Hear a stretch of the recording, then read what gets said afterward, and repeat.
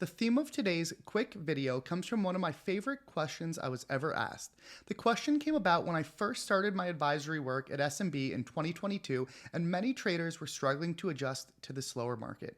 In meeting after meeting after meeting, I was pushing traders to return to basics, staying selective, waiting for their easy money trades, doing their daily report cards, and consistently performing weekly and monthly reviews.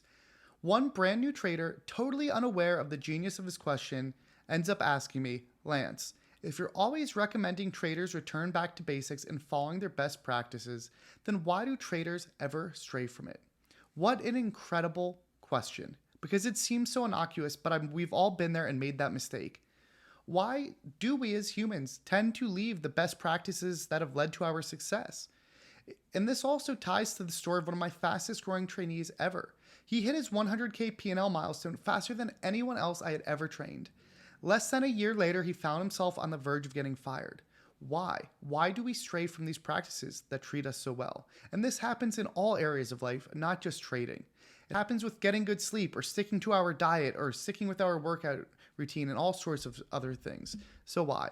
It's because success leads to apathy. We all have been there, especially in trading. So often those awesome win streaks precede drawdowns and periods of struggle. When you're doing well, it becomes easy to overlook the practices that led to that success. You no longer see the need to be so strict with your best practices. You can skip a daily review or a daily report card. You can have a cheat meal, or you can go out partying and drinking out late.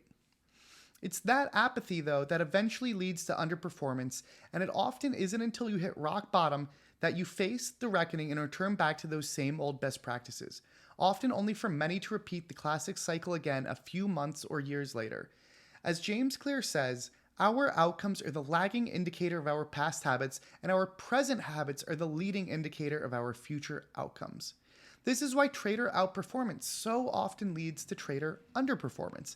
This is the reason for people gaining back all their weight after dieting, and this is even the reason why companies overhire and then end up overfiring during the waves of the economic cycle. So how do we escape the cycle and break this period of booms and busts? Here I'll propose a couple helpful ways. First, we want to develop a set of habits and best practices that are sustainable in good times and bad. What are the essential trading practices you need to do each day that won't burn you out or won't get skipped on a busy or a tough day? Perhaps a daily report card, a weekly review, and video watching. Or for the dieters, what are the essential foods you must avoid eating on a stressful day or while vacationing? Perhaps no dessert or more than 2 drinks per night, no matter what. Or what is the minimum amount of exercise you can commit to no matter how busy you get each week?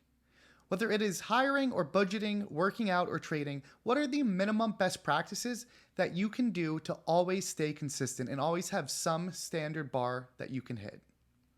The next thing you can do is to make these habits as frictionless as possible. That means making them fun. That means automating decisions, streamlining decisions, or even removing any easy outs. All these habits need to be as thoughtless and enjoyable to execute as possible. Sometimes that means having a daily report card that includes just charts and no writing. Sometimes that means having non-perishable healthy snacks always on hand. So don't get me wrong, there will always be highs and lows. There will be periods of more motivation and periods of less, times when your focus is needed elsewhere. But having these minimum standards that you stick with no matter what ends up dampening the negative amplitude of the boom-bust cycle. So whether you want to apply this to trading or to dieting or to sleep or working out, figure out what your minimum sustainable best practices are that you can control and commit to throughout all cycles. Thank you as always for watching.